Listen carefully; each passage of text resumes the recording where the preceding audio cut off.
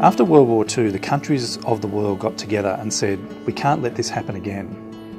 In that war, over 50 million people lost their lives.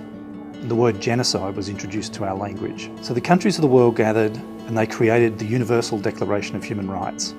They said these are the human rights that all human beings have, because they are human. Amnesty's role is to make sure that those human rights are enjoyed by everyone, everywhere. Amnesty does this in three ways. Firstly, we research human rights abuses. Secondly, we bring the evidence of those abuses to those who are in power and who are able to make the change that is needed to stop them occurring. And thirdly, we mobilise millions of people around the world to pressure those decision makers to make them stop those human rights abuses. One of the things that makes Amnesty unique is that for 50 years it's been a grassroots movement.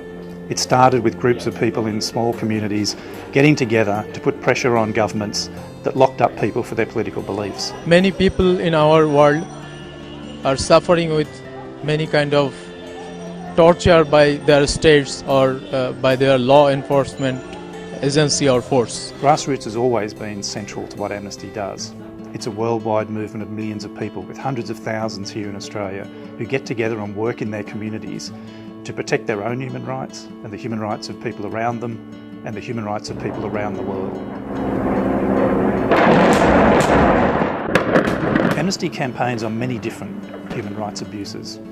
Amnesty's campaigns can start from a member of the public walking into one of our action centres anywhere in the world and telling us about someone who's been abducted, someone who's at threat.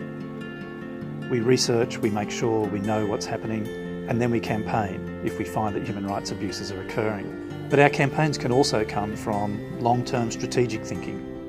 What can we change about the world to make it safer for people? And it's those sort of campaigns for things like a convention against torture and a global arms trade treaty that potentially save the lives of millions of people.